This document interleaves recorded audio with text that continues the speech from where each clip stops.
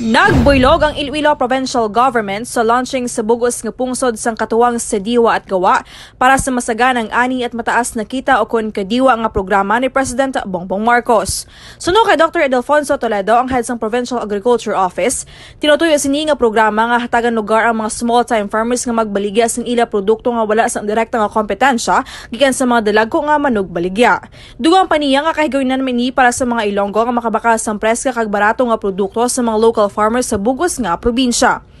Ginbuylogan sa Farmers Cooperative Association ug MSC Organization ang nasambit nga aktibidad. Maglawig ang pag-display sa mga local produce sabto Hunyo 21, 2023. Kagini si Kabanderang Jenny Kauyunan, nagabandera sang matutuon nga serbisyo publiko kag kalingawan sa Iloilo. Radyo Bandera. This news is brought to you by... Are you experiencing body weakness? Do you have delayed wound healing? Do you feel hungry all the time? You may have diabetes. A powerful duo to help diabetic. Natural way of lowering blood sugar level. Clinica DTX 500 is a powerful duo that combines of ampalaya extract and the sugarcane extract. Clinica DTX 500 stimulates the production of insulin, enhance conversion to energy.